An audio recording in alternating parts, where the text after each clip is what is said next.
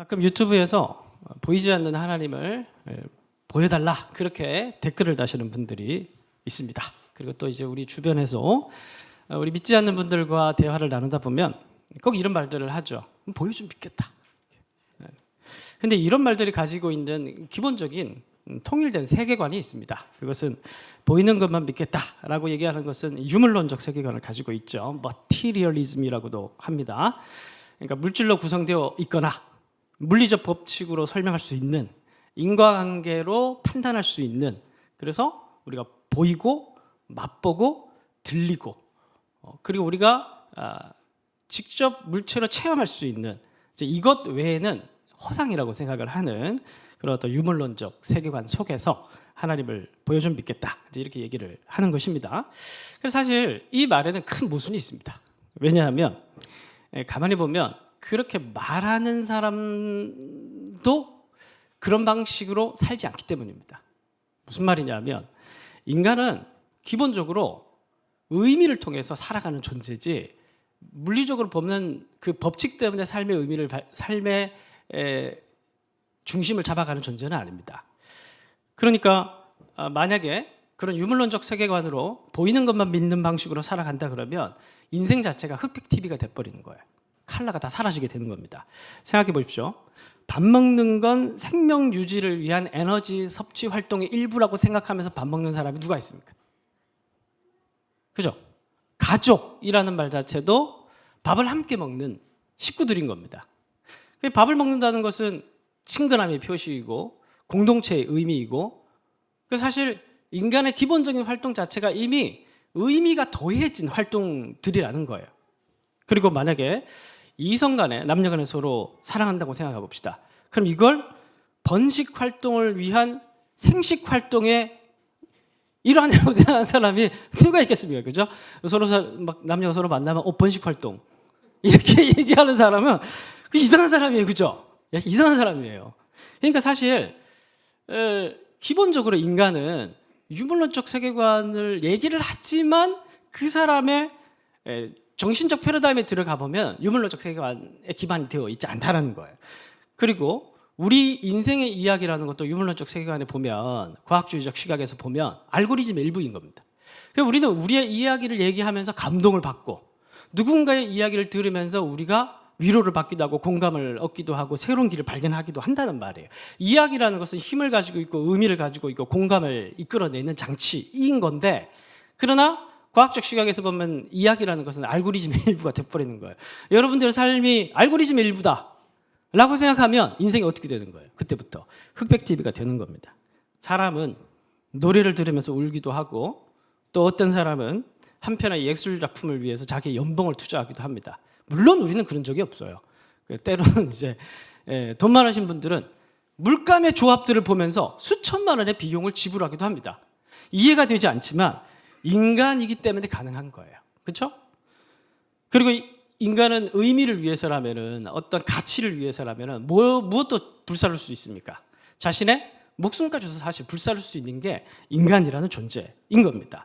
그런데 그러한 인간적 토대를 가지고 있는 사람이 유독 하나님에 대해서 얘기를 할 때는 유물론적 잣대를 들이다 대는 거예요.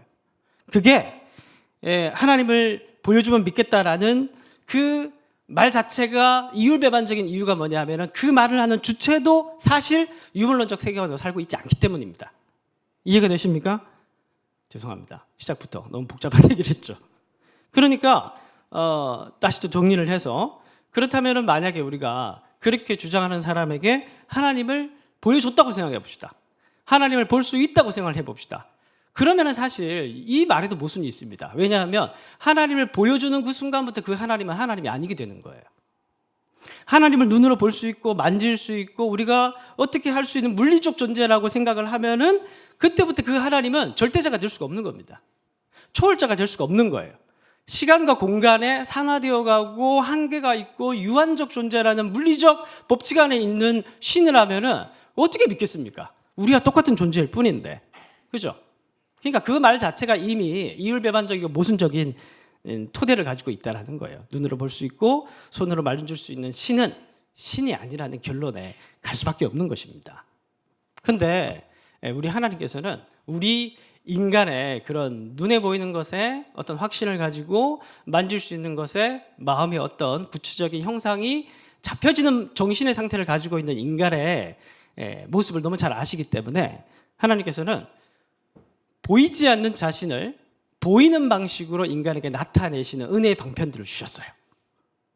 그게 뭐냐 하면 에베소 2장 20절에서 22절 보겠습니다. 자, 제가 읽어드리겠습니다. 너희는 사도들과 선지자들의 터 위에 세우심을 입은 자들이라 그리스도 예수께서 친히 모퉁이 돌이 되셨느니라. 그의 안에서 건물마다 서로 연결하여 주 안에서 성전이 되어가고 너희도 성령 안에서 하나님이 거하실 초소가 되기 위하여 그리스도 예수 안에서 다 같이 시작 함께 지어져 가느니라. 그래서 결국 비가시적 특징을 가지고 있는 하나님께서 가시적인 방식으로 하나님을 확인하고 싶어하는 성도들에게 자신을 만질 수 있고 볼 수 있고 체험할 수 있는 방식으로 은혜의 방편을 나타내셨는데 그게 바로 뭐냐 하면 교회라는 거예요. 그래서 성경에서는 교회를 설명할 때는 늘 가시적 형태로 설명을 합니다. 크게 두 가지로 설명을 하는데 첫 번째가 뭐냐 하면은 방금 보셨던 이 말씀대로 건물이라는 형태로 그래서 사도들의 터 위에 이게 서 있다. 그리고 거기 하나님께서 함께하고 계시고 있다.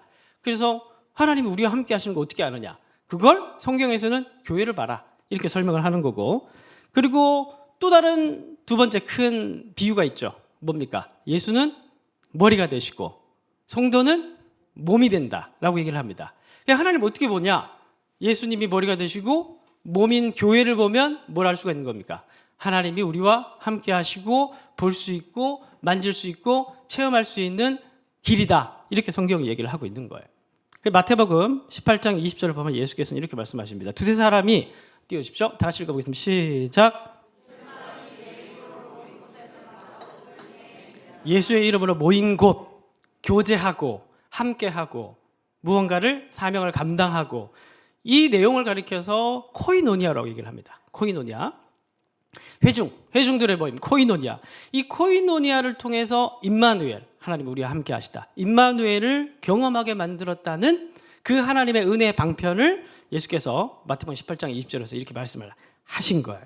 왜 이 얘기를 말씀을 드리면서 출애굽기 이야기를 시작을 하냐 하면 이스라엘 백성들은 제가 지금까지 계속 얘기해 왔지만 출애굽을 하고 난 이후에 가나안 땅으로 들어가기 전에 그 19장의 그 사이의 이야기에서는 무슨 기간이냐면 교육 기간입니다.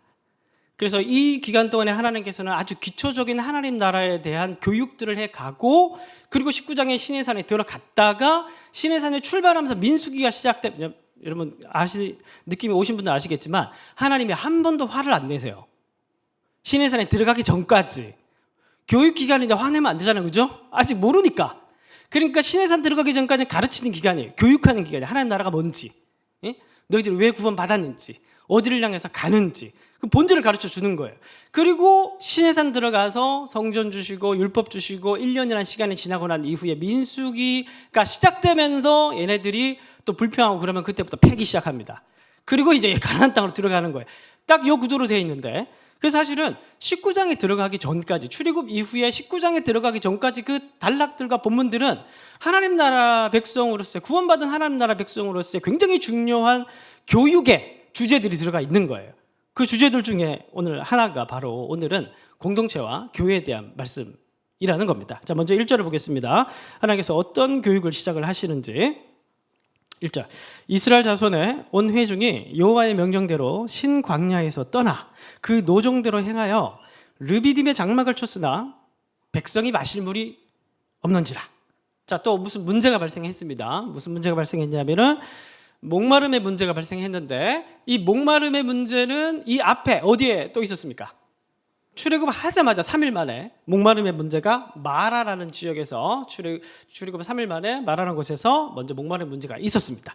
그리고 15장 이후에 17장에 다시 목마름의 문제가 등장하는데 우리가 보통 통독할 때 이걸 그냥 지나갑니다. 왜냐하면 앞에 목마름의 주제가 있었기 때문에. 그래서 17장의 주제가 뭔지 파악하지 못하고 거의 넘어가요. 그래서 오늘 그걸 좀 집중해서 볼 텐데 왜 목마름의 주제가 다시 다루어지는지 2절 백성이 모세와 그래서 표현을 좀 자세히 봐야 돼요. 15장과 17장의 비교를 똑같은 사건이지만 다른 표현들이 사용되고 있기 때문에 이걸 좀 집중해서 봐야 되는데 백성이 모세와 뭘 해요?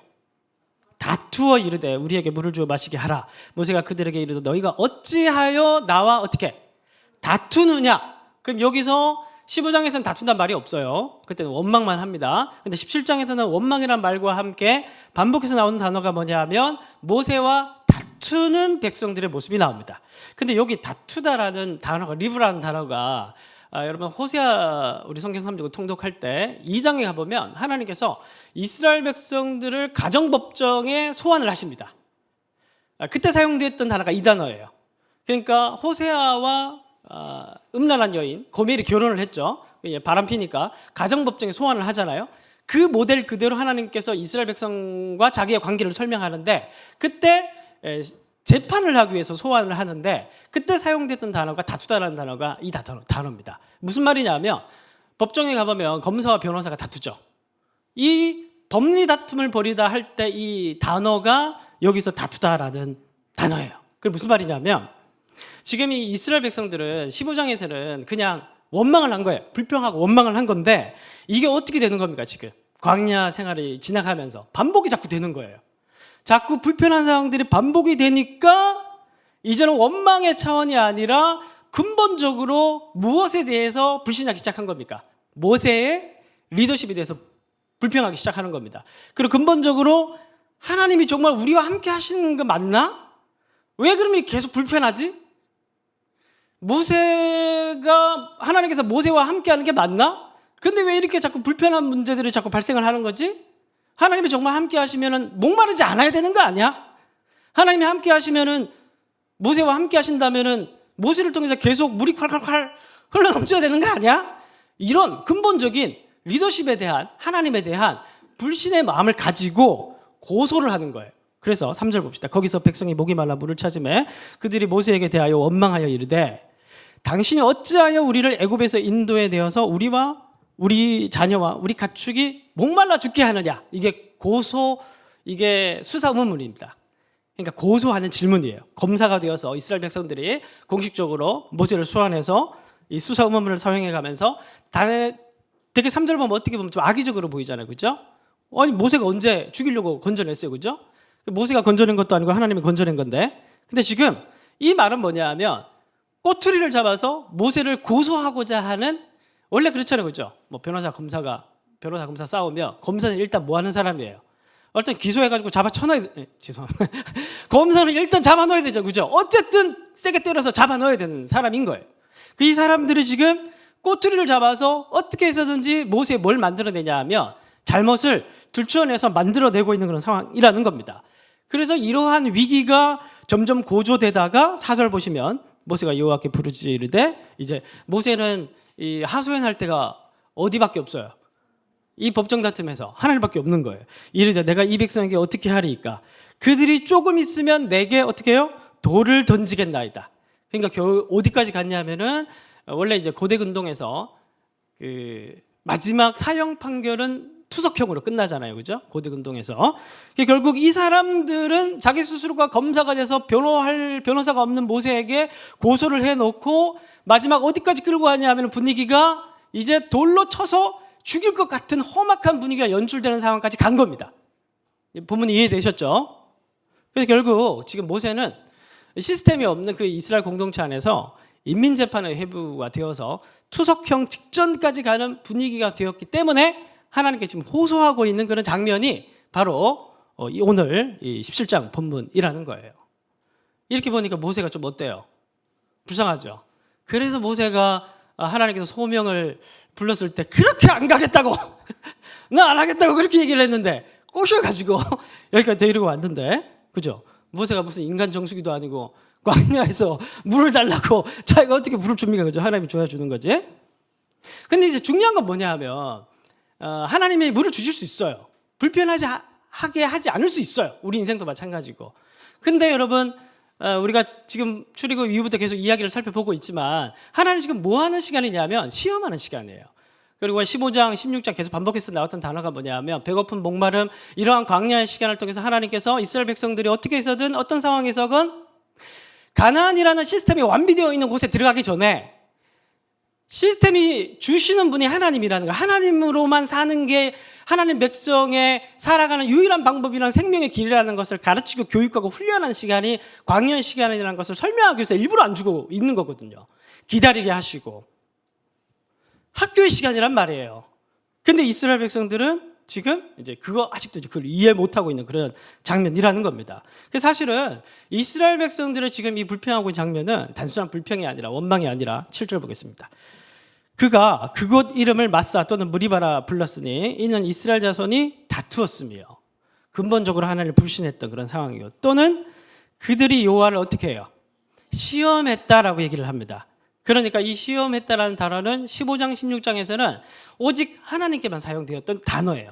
하나님 이스라엘 백성들에게 만나, 메추라기, 아니면 목마름 이런 걸 통해서 안식일 이런 제도를 가르치면서 이들에게 시험하다 이런 단어로 표현되었던 단어입니다. 근데 이게 바뀐 거예요. 누구에게 적용된 겁니까?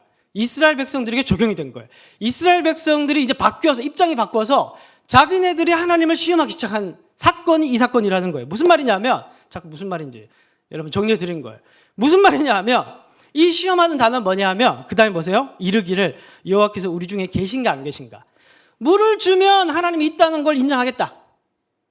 물을 안 주면 인정 못하겠다. 물을 주면 모세 인정하겠다. 물을 안 주면 인정 못하겠다. 딱 그 장면이라는 거예요.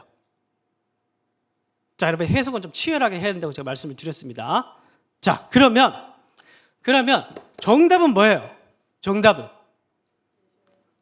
여러분들 한번 입장 바꿔 생각해 보십시오. 자, 제가 맥락 다 설명드렸습니다. 그러면 여러분들이 만약에 하나님이라 이런 말 자체는 사실 불경건한 말이긴 하지만 입장 바꿔서 여러분들이 만약에 교육의 주체라면 어떻게 해야겠습니까? 물을 주면 돼야 안 돼요? 죽여요? 물을 주긴 줘야죠. 물을 주긴 줘야 되는데 여기서 굉장히 중요한 어떤 가르침이 들어가야 돼요. 그냥 단순히 물만 주면 돼야 안 돼요. 그러면 이 사람들이 하는 그 시험에 하나님이 들어가는 겁니다. 그렇죠? 그럼 물 주네? 오케이. 인정! 이렇게 되는 거예요. 하나님 인정! 이렇게 되는 거예요. 그러니까 하나님이 우상으로 전락해버리는 겁니다. 그럼 여기선 단순히 물만 주는 게 아니라 굉장히 중요한 이것과 관련된 하나님 나라의 이스라엘 백성들을 교육하고 깨우치기 위한 하나님 나라의 중요한 본질을 이스라엘 백성들을 가르치고 교육해야 되는 그 타이밍이 되는 거예요. 그래서 오늘 이 본문이 5절이 굉장히 중요한 겁니다. 여호와께서 모세에게 이르시되 물을 주기 전에 5절에서 하나님께서 먼저 무언가를 백성들 앞에 보여주십니다. 그게 뭐냐 하면 다 같이 한번 읽어보겠습니다. 백성 앞에 시작. 내 손. 내가 호렙산에 있는 그 반석 위 거기서 내 앞에 서리니 너는 그 반석을 치라. 그러면서 물이 나옵니다. 그러니까 물이 나오기에 앞서서 5절에서 하나님께서 뭔가 중요한 걸 가르쳐 주시는 거예요. 그러니까 이게 오늘 17장을 이해하는 핵심이라고 볼 수가 있는 겁니다. 그런데 물을 주기에 앞서서 하나님께서 뭘 하십니까? 우리가 그냥 의미 없이 지나갈 수 있는 본문인데 물 주기에 앞서서 하나님께서 뭘 먼저 이스라엘 백성들에게 보여주십니까?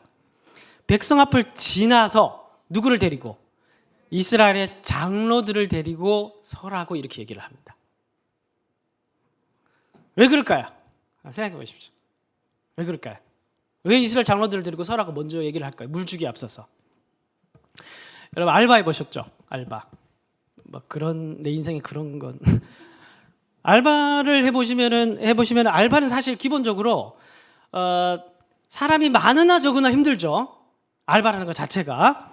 그래도 많은 것 적은 것 중에 택하라면 알바의 입장은 뭘까요? 적은 게 좋죠. 왜 그럴까요? 자기에게 돌아오는 건 사실 시급밖에 없으니까, 그렇죠? 알바의 입장은 힘이 덜 들수록 좋고 손님들이 적게 올수록 좋고, 근데 또 너무 안 와서는 안 돼요. 잘리니까. 적당히 오는 게 좋습니다.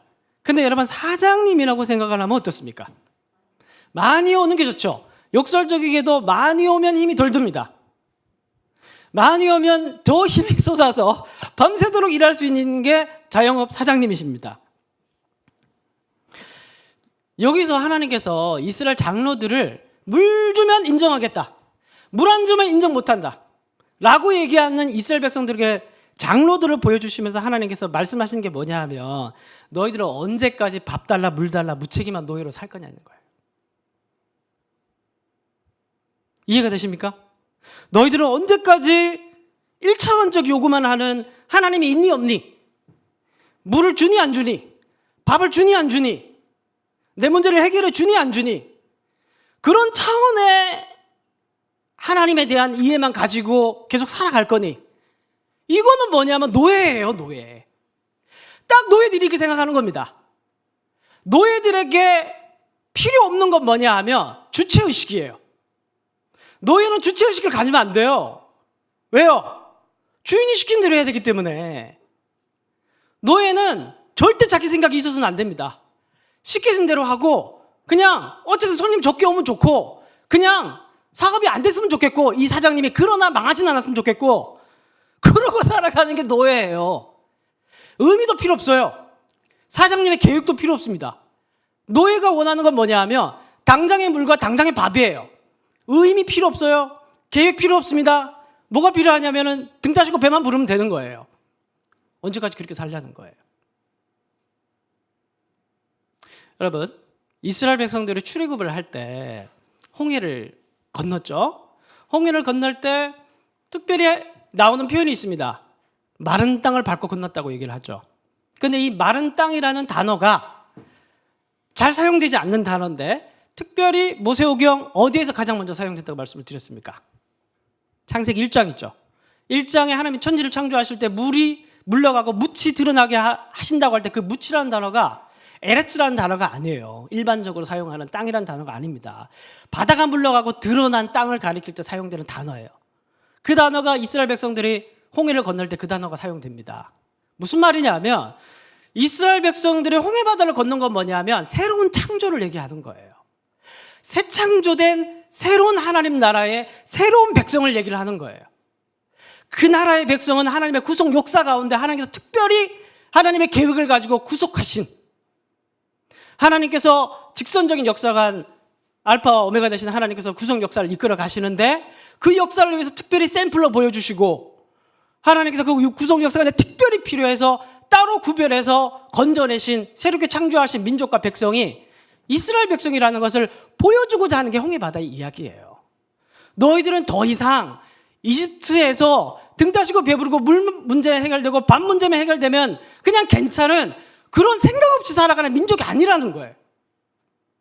너희들은 이제 집단으로 구원받았고 공동체로 구원받았으며 이 공동체 가운데 내가 이 공동체를 통해서 열방에 보여주고자 하는 하나님의 계획이 있고 이 계획이 실현되는 공간이 바로 여기고 여기서부터 원심력으로 퍼져가고 이걸 통해서 하나님께서 영광 받으시는 그 하나님의 놀라운 계획 속에서 특별하게 구속받은 집단이 바로 이스라엘이다. 예루살렘이다. 교회다. 그러면서 하나님께서 그걸 가르쳐 주시기 위해서 가나안에 들어가기 전까지 계속 교육하시는 거예요. 그런데 이스라엘 백성들은 계속 요구하는 건 뭐냐면 물 달라. 물 안 주면 하나님 인정 안 하겠다. 밥 달라. 밥 안 주면 모세 인정 안 하겠다. 너도 언제까지 그렇게 살래? 지금 얘기하고 있는 장면은 사실 그 장면이라는 거예요. 노예에게 애국심이 필요합니까? 안 필요합니까? 우리가 고대 사회로 돌아가서 생각해 봅시다. 우리가 로마의 노예라고 생각해 봅시다. 전쟁 포로가 돼서 노예가 됐다고 생각해 봅시다. 그러면 로마가 잘 되든 안 되든 나랑 상관이 있어 없어요? 없죠. 노예인데. 그런데 누구만 로마가 부흥하기를 원하겠습니까? 로마 시민권자. 여러분 외국인 노동자가 우리나라 와서 열심히 일하고 있는데 그 사람에게 우리가 애국심을 강요할 수 있습니까? 없습니까? 없죠. 외국인인데. 그러면 우리나라에 대한 애국심 누가 가져야 됩니까? 그 나라 백성이 가져야 되는 거죠. 너희들은 이집트 사람이 아직도 이집트에서 노예 생활하고 있냐? 아직도 너희들은 밥 먹고 자고 등 따시고 편안하고 안락하고 그런 것만 너의 삶의 목표냐? 힘들어도 고난이 있어도 불편해도 하나님의 진리가 너희 속에 거하고 그 사명대로 살아가면서 하나님의 구속하심이 나를 통해서 어떻게 일어나고 나의 남은 인생 가운데 하나님의 계획과 비전이 어떻게 성취가 되고 계속 그것을 가르쳐 주고자 하는 게 사실은 오늘 17장의 본문이에요. 자, 그래서 이 장로들을 보여주는 이유는 뭐냐면 하나님께서 너희들은 공동체적 구속함을 받은 교회의 무리라는 것을 보여주면서 너희들은 이제 개개인 다 흩어져 있는 그런 개별적 구원을 받은 자들이 아니라 하나님의 거룩하신 목적 안에서 공동체적 구원을 받은 자들이라는 것을 하나님께서 보여주고 있는 그런 장면이라는 겁니다. 이러한 해석이 어떻게 문맥 안에서 더 지지를 받을 수가 있냐 하면 8절 이하에 나오는 아말렉 전투도 이 연속선상 안에서 진행되고 있습니다. 8절 봅시다. 그때에 이렇게 얘기를 하죠. 그때에. 이때는 무슨 때입니까? 앞에서 내부적으로 자중질환이 벌어지고 있을 때, 그들이 여전히 노예 근성을 버리지 못해서 아직도 하나님 나라의 자유시민이 되어 있다는 것을 깨닫지 못하고 밥 달라 물 달라 그러면 하나님이 인정하겠다라고 그렇게 투정을 부리고 있을 그때에 하나님께서 장로들을 보여주시고, 그리고 외부적 문제가 발생을 했는데 그게 뭐냐 하면 아말렉이 와서 이스라엘과 르비딤에서 싸우는, 이제 아말렉은 전형적인 약탈하는 민족입니다. 이 약탈하는 민족들이 쳐들어와서 외부적인 문제가 동시에 발생하게 됐습니다. 그래서 하나님께서는 이 문제를 그냥 넘어가지 않고 앞에 발생했던 내부적 문제를 외부적 문제와 연결시켜서 이스라엘 백성들이 앞에 뭐라고 질문했어요? 계시냐 안 계시냐? 물을 좀 인정하겠다. 계시냐 안 계시냐? 그 질문에 답하는 용도로 아말렉 전투 이 사건을 이용하십니다.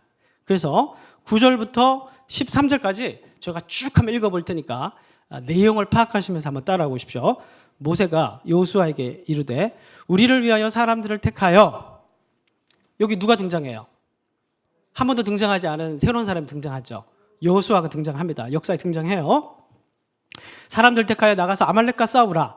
내일 내가 하나님의 지팡이를 손에 잡고 산 꼭대기에 서리라. 그러니까 여호수아를 군사령으로 내보내고 자기는 산 위로 올라갑니다. 10절. 여호수아가 모세의 말대로 행하여 아말렉과 싸우고, 모세와 아론과 또 누가 등장해요? 훌이 등장합니다. 이때 아론과 훌은 산 꼭대기에 같이 올라갑니다. 세 명이. 11절. 모세가 손을 들면 이스라엘이 이제 밑에서, 산 밑에서 막 전쟁 벌어지고 있고, 모세가 손을 들면서 기도를 하는 거예요. 손을 들면 이스라엘이 이기고라고 번역이 되어 있는데 이 단어를 직역을 하면 점점 강해지다 이런 뜻이에요. 이게 단순히 이기다는 뜻 아니에요. 점점 강해지다. 크레센도. 점점 강해지고 있는 거예요. 손을 내리면 아말렉이 점점 강해져요. 그러니까 손을 올리면 마치 음악처럼 막 이제 이스라엘 이기고, 내려오면 이제 막 저기서 약해지고 막 이런 겁니다. 이런 거예요. 예? 이런 장면인 겁니다. 12절. 모세의 팔이 피곤하며 그들이 돌을 가져다가 모세 아래에 놓아 그가 그 위에 앉게 하고 모세 아론과 훌이 한 사람은 이쪽에서 한 사람 저쪽에서 모세의 손을 붙들어 올렸더니 그 손이 해가 지도록 내려오지 아니한지라. 13절 다 같이. 여호수아가 칼날로 아말렉과 그 백성을 쳐서 무찌르니라라고 번역된 단어도 의역입니다. 무찌르니라는 단어는 점점 약해지다 이런 뜻이에요. 그러니까 점점 강해지고 점점 약해지는 두 동사의 대조법이 지금 사용되고 있어요. 그러니까 전쟁에서 이 전쟁이 벌어지고 있는, 아말렉이 쳐서 전쟁이 벌어지고 있는데 올라가서 점점점 이제 손이 머무르고 있으면 점점 강해지고 내려가면 점점 약해지는 거예요. 이런 장면들을 보이면서 결국 아말렉이 점점 약해져서 패하고 말았다. 이런 지금 전쟁의 설명을 하고 있는데 특징이 뭐냐 하면 여기에서 하나님이 한 번도 등장하지 않습니다. 그렇죠? 하나님이 한 번도 등장하지 않아요. 9절부터 13절까지. 이 큰 위기가 어떻게 보면 첫 전투가 벌어졌는데 한 번도 하나님이 이래라 저래라 어떻게 등장하지 않고 오직 무슨 원리로 다 이 전쟁이, 큰 위기가 극복해내게 됩니까? 새로운 사람들. 누구죠? 아론과 훌 등장하고, 그리고 여호수아가 등장합니다. 여호수아가 싸우고 있고 모세는 올라가고, 그 모세가 여호수아에게 힘을 주면은 여호수아가 이기고, 그리고 힘 빠지고 있는 모세 옆에 아론과 훌이 붙들고 서가지고 이걸 올리면서 힘이 강해지는, 이 원리를 통해서 하나님께서 이스라엘 백성들이 승리하는 걸 보여주고 있어요. 재밌죠? 혼자 막 신나가지고 저는 너무 재밌었어요. 이게 하나님께서 암 문맥과 관련해서 계속 뭘 보여주고자 하시는 건지, 눈에 보이지 않는 하나님을 어떻게 경험할 수 있는 건지, 우리가 보지 못하고 만지지 못하고 체험하지 못한다고 투정 부릴 게 아니라 그 하나님께서는 이미 은혜의 방편을 우리에게, 자신을 만질 수 있고 볼 수 있고 경험할 수 있는 방편을 이미 우리에게 주셨는데 우리는 자꾸 뭘 하냐면 물 주면 하나님 인정하겠다. 예? 밥 주면 하나님 인정하겠다. 그러고 있는데 하나님께서는 이미 그 하나님을 충분히 경험할 수 있는 거 우리에게 주셨는데 그게 뭐라는 거예요? 교회라는 겁니다. 재밌죠? 저 혼자 너무 재밌어가지고 여전히 하나님은 계시냐 안 계시냐 거기에 뭐하고 계신 거예요? 충실하게 우리에게 답변을 하고 계시는 겁니다. 어떻게 보이지 않는 하나님을 우리가 늘 경험할 수 있는지를 하나님께서 계속 보여주고 있는 겁니다. 여러분, 말씀을 마무리하면서 여러분들에게 한 예화를 드리면 저희 자주 예화에 등장하는 우리 이전교회 목사님 이제 그만해야 되는데 올해까지만 하고 그만하러 하겠습니다. 이전교회 목사님은 이제 교육자 면접을 보실 때 특이한 면접을 보셨어요. 그게 뭐냐면 쓰레기 시험이라고 이제 목욕실 들어가는 길이 좀 이제 많이 좀 걸어 들어갈 때 중간에 눈에 보이는 큰 쓰레기들을 투척해 놓으셔요. 예? 그래 들어올 때 이제 이걸 피해서 가는지 주워서 오는지 혹은 나갈 때 주워서 가는지 보고도 모른 척 하는지 못 보는지 그 함정을 그렇게 놔두십니다. 물론 제 면접할 때는 그러진 않았어요. 근데 가끔 심심하실 때 그렇게 하시는 것 같아요. 그러니까 우리가 이걸 이제 들으면은 이게 이제 뭐 그런 걸 어떻게 사람을 뽑냐 이렇게 생각할 수 있잖아요, 그죠? 그 휴지를 그걸로 어떻게 사람을 판단할 수 있냐 이렇게 생각할 수 있는데 또 가만히 생각해 보면은 굉장히 근본적으로 말이 됩니다. 그 왜냐하면 목회자의 덕목 중에 가장 중요한 건 뭐냐면은 교회를 사랑하는 거예요. 근데 그 교회 사랑이 잘 생각해 보세요. 제 이 오늘 설교의 핵심이 여러분들에게 그래서 동그라미 교회를 사랑하라 이런 얘기는 아니에요. 물론 사랑하시면 감사하고 그런데 그보다 훨씬 더 중요한 게 있어요. 그게 뭐냐면 그러니까 잘 보세요. 이 들어오는 교육자가 면접에 붙을 수도 있고 안 붙을 수도 있어요. 그렇죠? 그러니까 자동 반사예요. 그러니까 저는 제가 어렸을 때 농촌교회에 있으면서 농촌교회다 보니까 이제 청소할 사람이 없잖아요. 그죠? 그러니까 늘 어머님이 저를 데리고 청소하셨어요. 그런데 제가 그게 좀 지긋지긋해질 만도 안 돼. 교회 청소가. 예? 근데 개척해서 청소를 하는 게 아직은 즐거워요. 청소하고 쓸고 닦고. 어떤 사람은 저 결벽증 있다고 하는데 그게 아니라 교회를 사랑해서 하는 거예요. 제가 집에 가면 안 닦아요. 예? 교회를 사랑해서 하는 거예요. 그래서 저는 정말 이 교회를 이렇게 청소하고 하면 예수의 몸을 쓸고 닦는 느낌이 듭니다. 뭔가 섬기는 그런 느낌이 있어요. 참 좋아요. 마음이 좀 풍요롭고. 그렇다고 매주 하고 싶지는 않은데 여러분들 가끔 도와줬으면 좋겠는데 그래서 교회 청소할 때 되게 기뻐요. 즐거워요. 그러니까 면접을 보지만은 붙을 수도 있고 안 붙을 수도 있잖아요. 내 교회가 될 수도 있고 안 될 수도 있어요. 그게 중요한 게 아니에요. 그래서 저는 우리 교회는 아직도 이제 장소가 작다 보니까 아직 여러분들 쓰레기를 버리는 경우는 못 봤습니다. 걸리면 그냥 못 봤는데 근데 이제 이전교회는 큰 교회다 보니까 곳곳에 쓰레기들이 좀 많이 떨어져 있었습니다. 사실 그럴 때마다 제가 어떤 느낌이 들었냐면 약간 예수님이 모욕받는다는 느낌이 가끔 들었습니다. 어떤 느낌인지 아시겠죠? 알면 여러분들이 교회를 사랑하는 거예요. 교회가 그렇게 떨어져 있는 거 예수님을 좀 함부로 한다는 느낌이 받아요. 길거리에 떨어져 있는 것과 느낌이 좀 다릅니다. 어떻게 보면은 여러분들이 뭐 그런 것까지 이렇게 생각할 수도 있는데 그냥 목회자의 마음이 교회를 사랑하는 목회자의 마음이 그럴 수 있다라는 거예요. 결국에는 내 교회냐 안 교회냐 그게 중요한 게 아니라 교회에 쓰레기가 떨어져 있는 걸 보면 의분이 일어나는 게 그게 목회자의 당연한 마음이라고 생각을 했던 게 이전교회 목사님의 마음이었던 것 같아요. 그래서 그런 쓰레기 시험을 가끔 목사님께서 하셨다는 거예요. 그래서 여러분들에게 동그라미 교회를 사랑하라, 아니면 휴지를 버리지 말라, 토요일 날 청소하러 와라, 아니면 꼭 우리가 성도로서 모임에 참여해야 된다, 아니면 가난한 성도는 구원받지 못한다, 이런 얘기를 하고 있는 게 아니에요. 드리고 싶은 말씀은 뭐냐면 교회는 하나님의 선물이라는 거예요. 교회는 여러분들이, 이 공동체는 여러분들이 하나님의 음성을 들을 수 있고 살아계신 하나님을 만질 수 있고 살아계신 하나님을 경험할 수 있는, 물론 여러 가지 많은 통로가 있습니다. 유일하다는 건 아니에요. 굉장히 중요한 방식으로 하나님께서 여러분들에게 허락하신 선물이라는 거예요. 아멘 하면 마치려고 그랬는데 계속 한 번 더. 그래서 여러분, 이러한 교회를 사랑하는 마음, 우리 동그라미 교회 여러분들이 성도가 성장하는 교회밖에 모르실 텐데 사실은 3대 비전이 있는데 아직은 1번이 먼저 해야 돼서 계속 1번만 강조하고 있는데 3번에 가보면 성경으로 선교하는 교회라는 게 있습니다. 이게 뭐냐 하면 저는 이제 교회가 모든 걸 다 할 수 없잖아요. 그렇죠? 저희는 동그라미 교회가 말 그대로 작은 원처럼 그러나 이 지구 전체를 섬기는 그런 흘러가는 교회가 됐으면 하는 마음이 있어요. 그래서 나중에는 제가 하고 있는 성경 사역, 하여튼 목사님들이 한 번씩 이렇게 연락이 오셔가지고 정기 모임 같은 거 없냐, 목회자들 같이 성경 사역을 할 수 있도록 지금 이제 시간이 없어서 못 하고 있는데 나중에 되면 이제 이러한 틀도 만들어서 좀 섬기고 선교적으로도 섬기고 그러면서 단순히 우리 교회만이 아니라 좀 숲을 보는 한국 교회 전체를 향한 그런 시선들, 진심으로 교회를 사랑하는 네 교회 내 교회 어떻게 보면 이런 건 우리에게 큰 의미가 되지 않는 수준까지 우리가 자라가면서 그렇게 교회를 사랑하는 교회로 자라갔으면 좋겠다 그런 마음이 있습니다. 왜냐하면 교회는 예수의 몸이고 하나님께서 이 교회를 통해서 온 열방 가운데 하나님의 영광을 나타내시고 하나님의 살아계심을 나타내는 중요한 은혜의 방편이기 때문에 그렇습니다. 옆 사람과 한번 인사합시다. 교회를 사랑합시다. 우리 앞뒤로 한번 더 인사합시다. 휴지 부리지 맙시다.